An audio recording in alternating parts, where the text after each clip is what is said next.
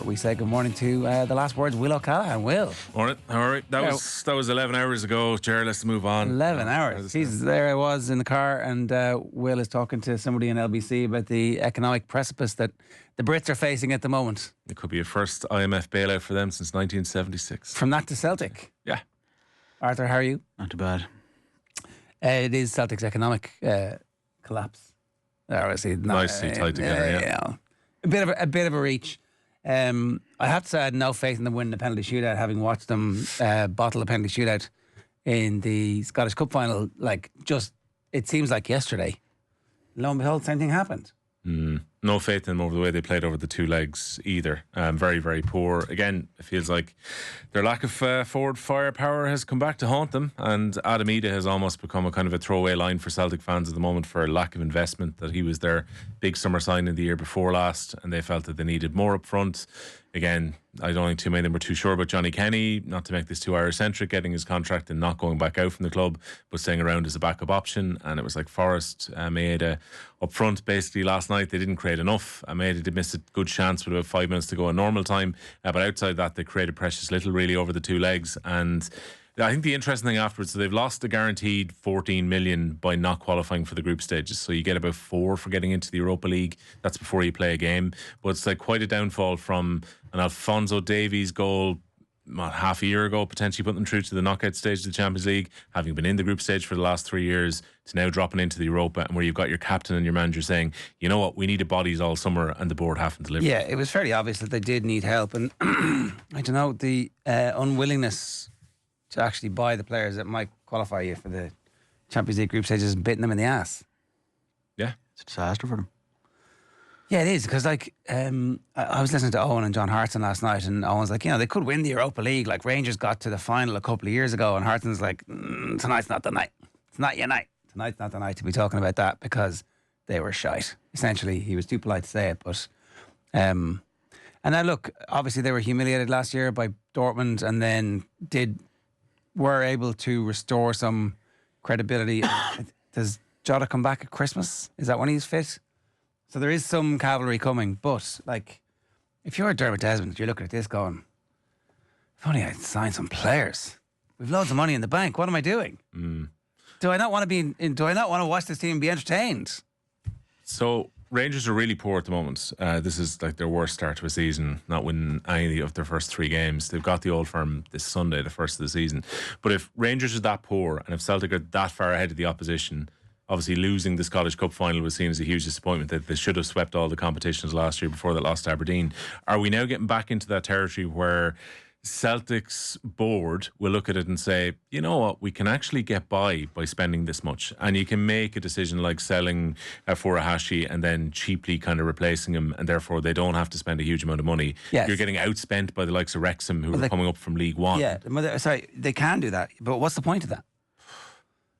Sorry, they'll argue they're being prudent. They'll argue that they're not overspending. Dermot Desmond doesn't. He's incredibly successful. He's not doing this to make personal profit. So what's ultimately that? There's no value in them doing that, really. Do you not naturally get sucked into a position where you go, you're ahead of the opposition and that's enough? You can do. It seems like that's what's happening. It seemed last year that they had invested some money, and the return on that investment was incredible European nights and being on the verge of knockout football. And the way the league system works now, maybe it suits a team like Celtic, in that everybody's looking at this is a handy 3 points for us, and then plucky underdogs, and lo and behold, you get enough points. It felt like they were set up for a summer of early investment. Mm-hmm. Now, maybe just their investment hasn't been great over the last couple of years. We had Tom English on last week, and he was pointing out that Ida is their 9 million. They spent like 45 million last year net. Maybe it wasn't net because they sold Schumann to Brighton. But they did spend about 45 million, and the vast majority of those players weren't in the first team for the game last week. So it doesn't appear as if... Some Celtic fans immediately were in the comments going, look at our track record of buying players and selling them all the way back to Virgil. We flip players for loads of money, and that's fair enough, but you kind of need to do it like at Brighton's level, where every year you're getting players, and they're not at that level in terms of their proficiency in the transfer window. It must be hard to get a barometer of it, though, in terms of like when your league is so one-sided, the vast majority of your year, it must be hard to get a read on who's going to be able to do it when that level jumps up. Because I suppose it isn't, you don't get that many. There's probably an argument like it's probably a bit mad they have to go through a qualifier at all. Like After last year? No, I don't just mean last year. I just mean in general, in principle. Like it's kind of mad that that's where Scottish football is. Yeah, the other Scottish teams have hurt them so much with the coefficient. Yeah. As much as Celtic fans might laugh at Rangers' travails in recent seasons, them not doing well has hurt the coefficient more generally as well. Because that is a kind of crazy thing because you can't even build into it then. You almost have to be ready to go by August with a team. And I presume it's very hard to know, especially if you're signing, as what you're saying, you'd be by definition signing unproven players who you're kind of gauging potential on. In that way, you're gauging on their potential, I beg your pardon, that like it's very difficult to have that ready to go for August when you'll play these critical games. That's a difficult thing to assess that. How do you assess that? You know what I mean? Like you're not signing 23 players for the squad in that summer. You're signing 2 every year or 3 every year who are coming through, who are like at a statistical level that is, so you can't just point to Brighton and go, they should be Brighton. But yeah, I mean, Brighton went to Europe and did nothing. I mean, famously, like I don't think it's I don't think it's like for like. Like Brighton don't have to go out and win every weekend. Celtic do. But they do manage to sign very high end, good quality players, and they've built a really so some element of that, allied to some element of where you have to win every week. Yeah, no, look, but it is interesting because even the Brighton example it's great. Like, so that's what they've done is amazing. But you do kind of then wonder. It's like a lot of that Brighton success owes a good deal to Chelsea, and you have one kind of extremely generous thing where it's like the standout one is Caicedo, great player. But you look like if Chelsea, anyway, I don't know if like you can go like just be Brighton. But they signed Caicedo and they replace him with somebody who now is valued at a similar level. I suppose, yeah. But is that more a reflection of the market that has been created around them than necessarily? Like that's not. It's funny. I was watching Wolf of Wall Street the weekend again, and they were talking about that scene with Matthew McConaughey and Leonardo DiCaprio. In the restaurant upstairs. Yeah. And when they're talking about the thing about the money, it's like never let them take their money out. Keep it going, because once you take it out, it becomes real. And it's that type of thing where it's like, so is Carlos Baleba really worth 120 million? I mean, it's unlikely, right? Yeah. But it's possible. It's possible, and it's possible that Man United in this case might be kind of stupid enough to do that. But it is that kind of thing where it's a Premier League inflation advantage that Celtic don't have. I don't know if teams think they're buying out the SPL. It's not the same as going to Brighton where you feel you have to pay the English tax. And closer to 100. Well, the English tax. I should say, I'm not saying that you're saying, Brighton, Celtic have to start selling players for 100 million. At 15, 20 million on a 2 million would be an amazing thing, relatively speaking. But they should be signing the Balebas of the world. Like, so Tyler Dibbling, maybe because he's English, there's a tax associated, but he is a 19-year-old who's had one season, patchy in terms of numbers of appearances and stuff. And he's at 40 million. You don't see these players coming through, and when the good kids do come through, they seem to be getting hoovered up by Liverpool, and then they're the ones who are making the vast majority of the cash when that 16-year-old gets transferred. So anyway, look, I don't know. Are they going to have an amazing season in the Europa League? Maybe we're wrong. Maybe Brendan Rodgers, decides that this is going to be his last season, doesn't sign a new deal. They all put together an incredible run, and something. I think like everything coming out from last night is bad if you're a Celtic fan right now. Like, I take Arthur's point that, if you're a champion and you don't go directly through to the league phase, and obviously Scotland have been punished by that, but still it's a team who are outside the top 300 in Europe in the rankings that you play in a playoff to qualify for the competition. Celtic should be winning when they're ranked 50th, so you're well ahead of them. And also the fact that Rodgers is saying he's not sure about what's going to happen with him. When they were singing Sack the Board last week at Parkhead, he was saying maybe my future's on the line.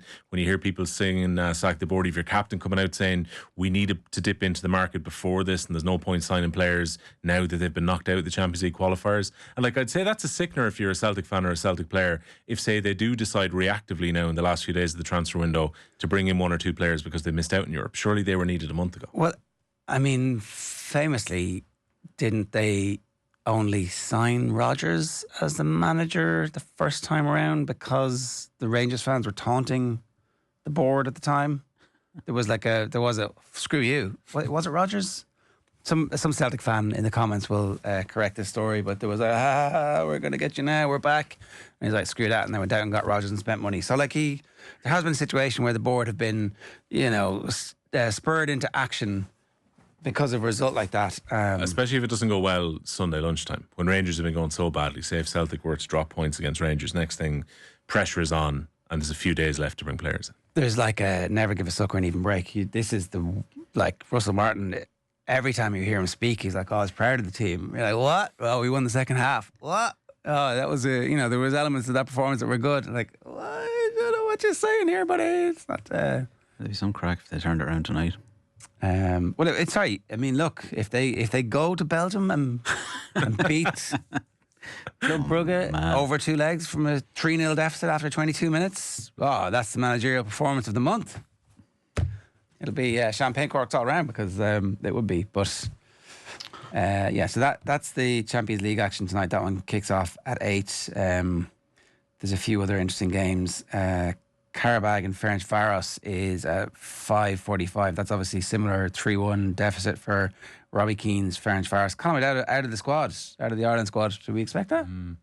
Maybe I know it's Champions League qualifier, but is he not? We obviously have no left. Not blessed outside, unless he's viewing Liam Scales potentially as a guy who can go across the left back. He did say Scales he can play on the left. I was like, Scales. That's He went over there last week for Celtic as well, Scales. So he obviously has played quite a bit of left back before. Or I don't know. Are we going to play a left wing back? Is he suited to playing left wing back? Then again, we can talk to Stewie about this a bit more. But are Ireland a little bit short having, I think it's 4 players essentially for 2 positions in the centre of midfield as well. When you see the squad, and particularly the way it was laid out yesterday, I realise some players can play in different positions, but you start to wonder, options right in the middle of the field is actually quite light, and as you say, left back is incredibly light. I don't understand Malumbi not being in it. I didn't understand it when it came out yesterday. I thought maybe he's picked up a knock or something, but it's like, no. It's kind of, is he the answer? No, but it's something central midfielder, no? Back-to-back fixtures, right? Let's say after 10 minutes of the first game, Jason Knight picks up an injury, and with 2 minutes left to go, Josh Cullen picks up an injury.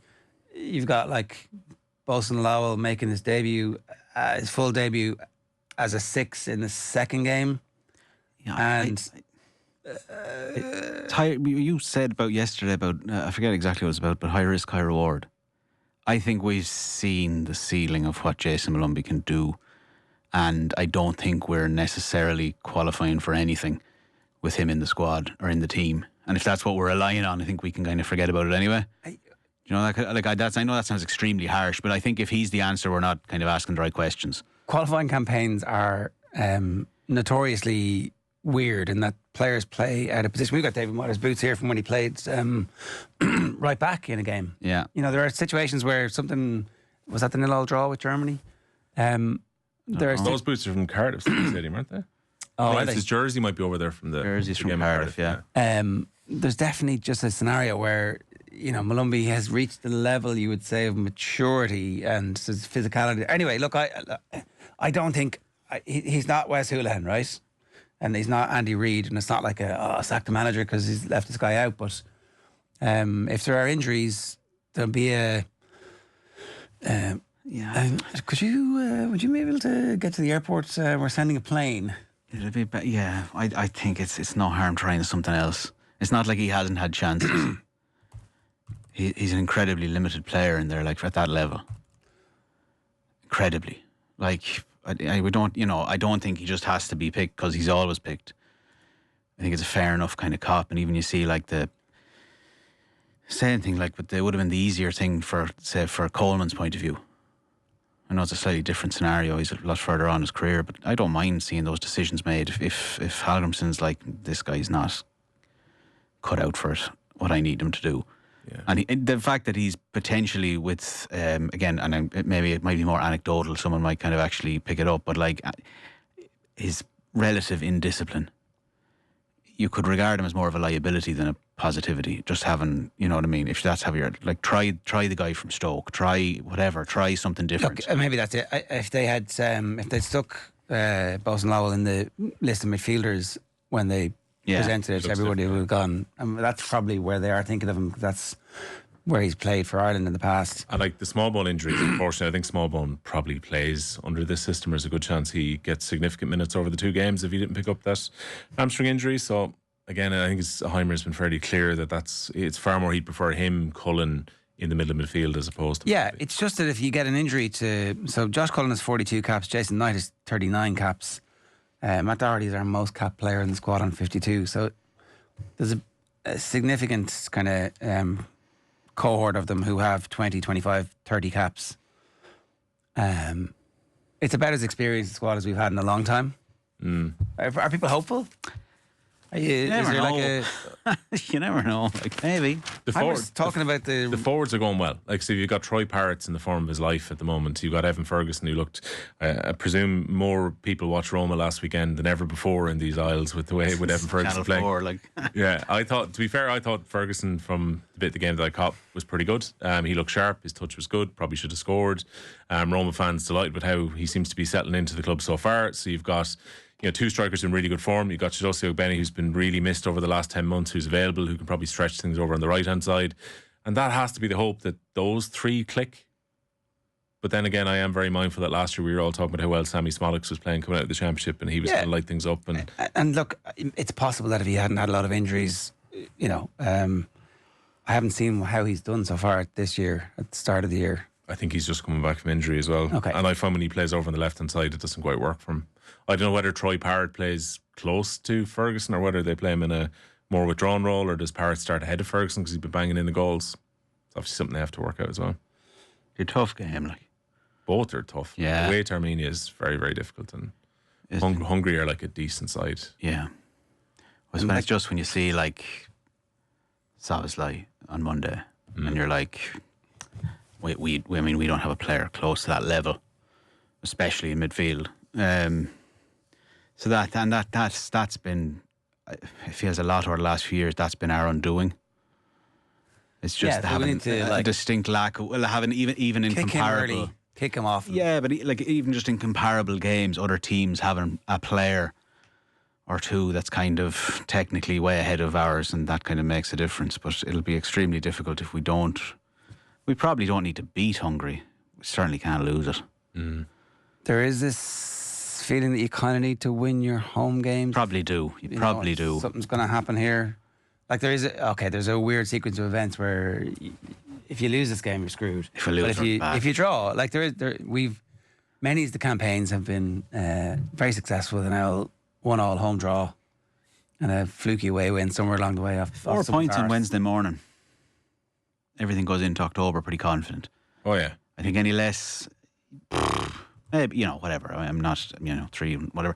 But we probably need something from both games, don't we? Yeah, I think getting something from either game against Portugal or winning in Budapest is reasonably fanciful. So I think you'd have to have points on the board after these 2. Should be able to beat Armenia at home, but Armenia away, I don't really fancy that. Oh, it'll be tough. It'd be amazing if they do, though. Jeez, it'd be so exciting. It'd be so exciting going into October, kind of. Just having that kind of, that it's not just, I don't know, because you kind of forget what comes before. I know those kind of friendlies in the summer that were kind of fairly forgettable. But just remind me of those friendlies. There was one against Senegal. The Senegal one was good, wasn't it? We drew with them, and then they beat England. Yeah, they flipped the 11 or something. Yeah, they changed the team entirely. Yeah, we drew with a Senegal team. But I forget what the other one was. Or was there just one? Was one cancelled? No, anyway, there was definitely something cancelled. Luxembourg. We did. We drew 0-0 with Luxembourg. Oh, that was old friends. There was the worst. The game that they did in the RT didn't do the television thing. It was the worst game of all time. It was absolutely shocking. There's been a few promising performances, like Finland away. Like there's been a Finland solidity. away was great. Yeah, there's been a solidity about this. That was great because you were there. Yeah. The performance was fine. But the atmosphere was good. And they should have bet us at home. Sorry, that Luxembourg team. Remember, he's like, he left all my championship players out to rest them. It was a good team. The Luxembourg team. Ireland team. Jake O'Brien, fullback, right fullback. Nathan Collins, Darragh O'Shea, Robbie Brady, back 4.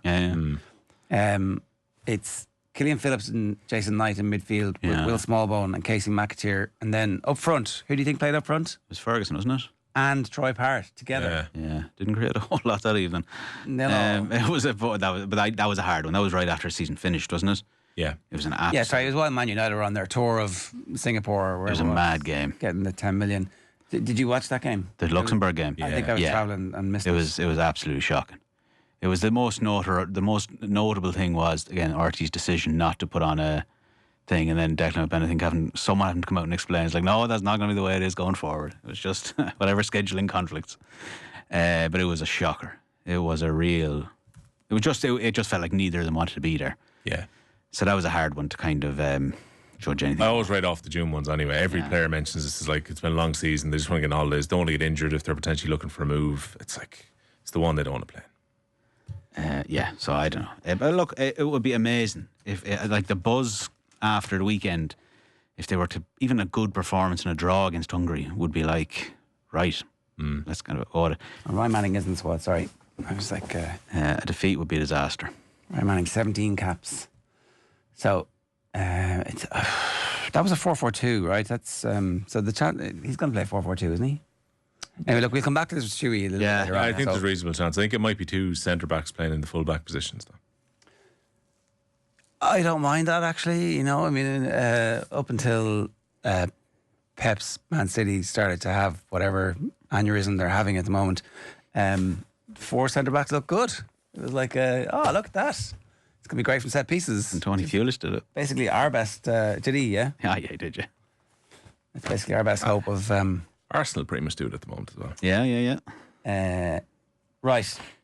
Quick newspaper headlines for you. No Isak U-tune insight. So they call to his house.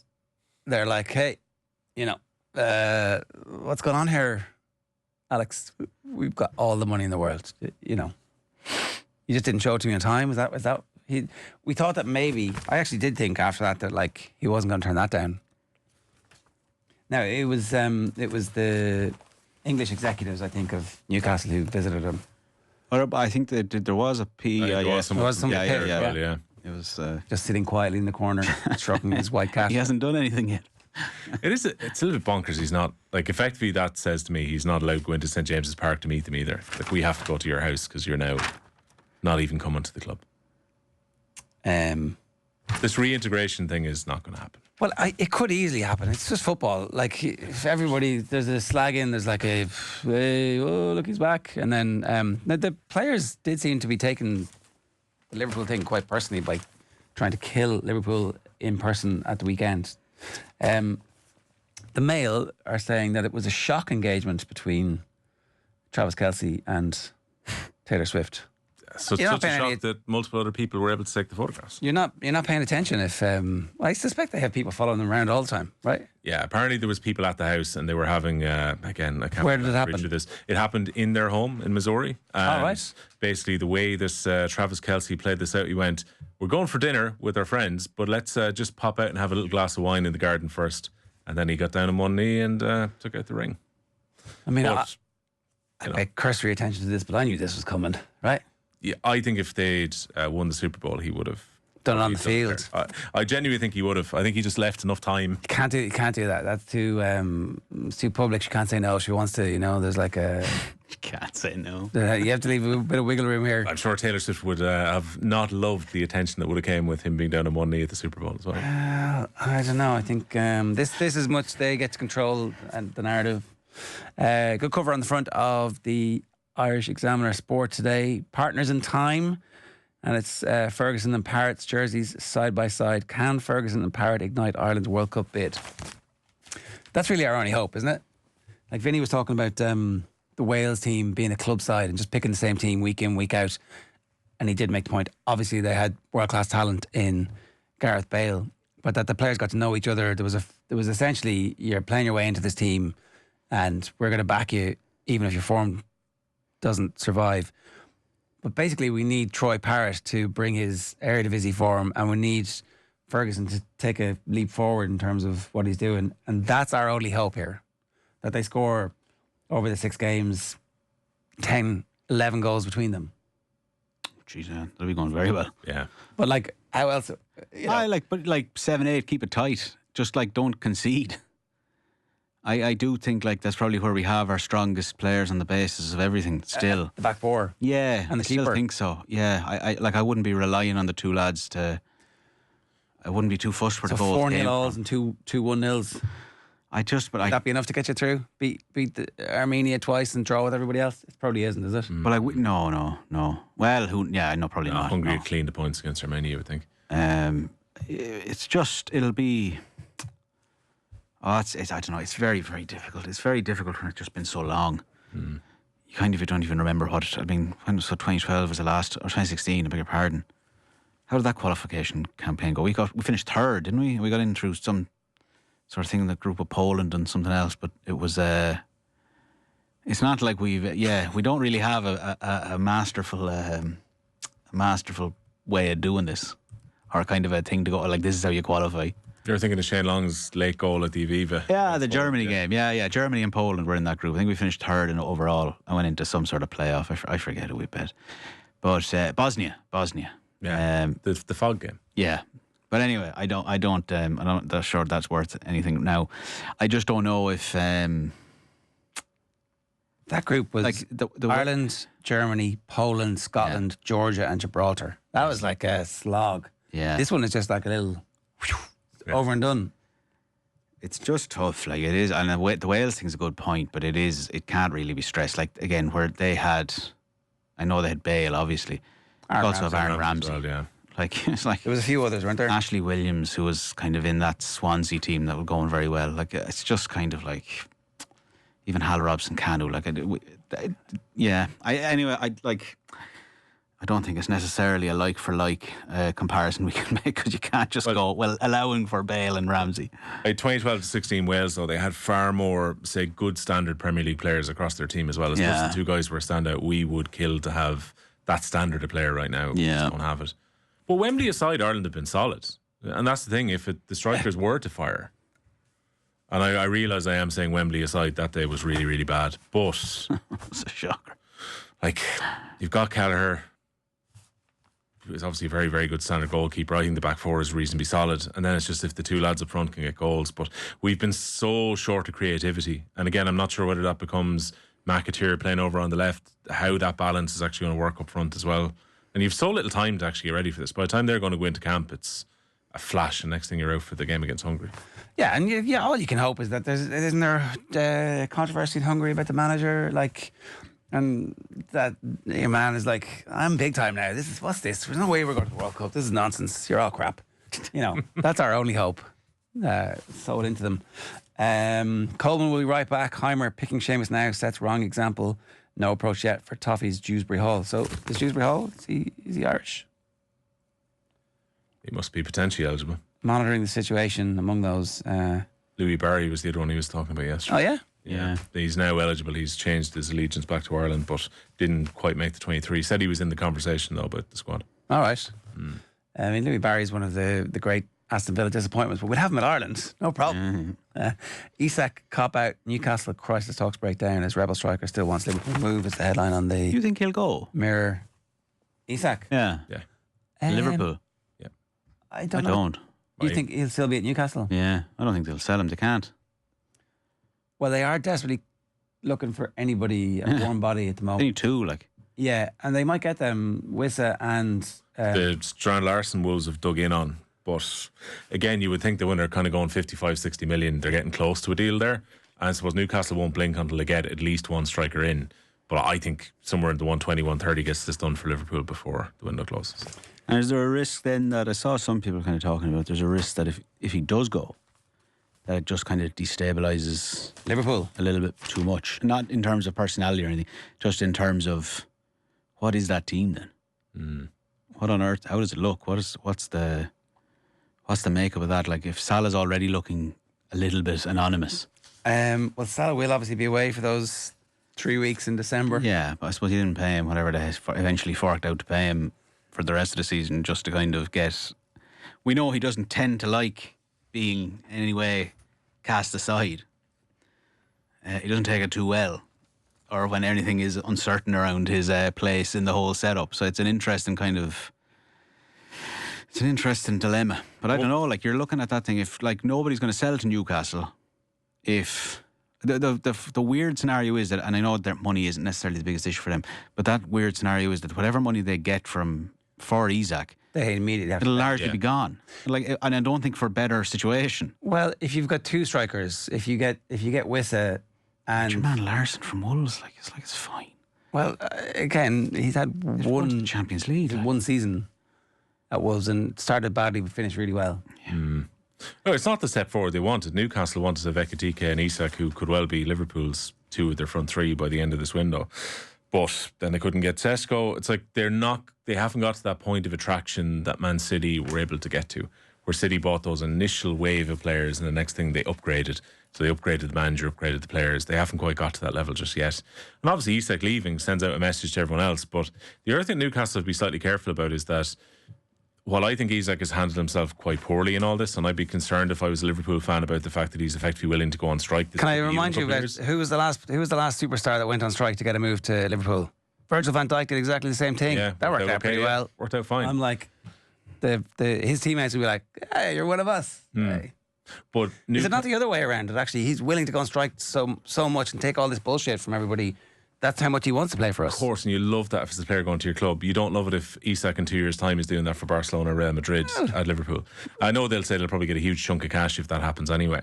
But the problem you have for Newcastle, though, is that they probably have to realise their place at the table to a certain extent too, where if the next Isak is coming in, you don't want a position where someone's going, I might go to Newcastle, I might get to play in the Champions League, but the minute a huge club comes in for me, they're going to dig their heels in and not sell me. But so in a way, it's better for Newcastle if they sell Isak to attract the Strand Larsens of the world. They're like, this is my stepping stone. Poor old Strand Larsen here is getting an unfair comparison, but I do get your exact point though. But that is the problem though. If they're going to be trying to bring those players in who are maybe at that level but not quite going to the elite club, they need to show that they're reasonable when they do this. PSRs and the European rules by extension, which are blah blah blah. But it's kind of screwed clubs who want to catch up with the super clubs. Woe is the poor Saudi state. Well, I was just going to say the fact that the sovereign wealth fund can't spend all the money in the world. But what about the two cuddly billionaires at Villa? They can't even spend their money. We should get. I know they did a little bit on the show. I'm interested in some of this. I've been listening to a lot of stuff about PSR. I presume you have a vested interest in why you're opposed to it. Well, I'm not opposed to it totally. I think that there needs to be. I actually think a salary cap that is the same for every club, irrespective of whether or not you're able to generate all this wealth. Like the salary cap in American football and obviously the draft has been one of the things that has allowed the competition to stay incredibly competitive. Again, you can't compare.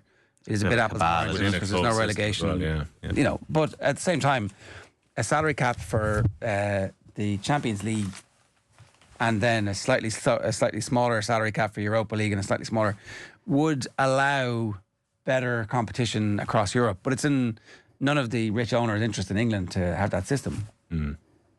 But like, how does a club do what Man City did now?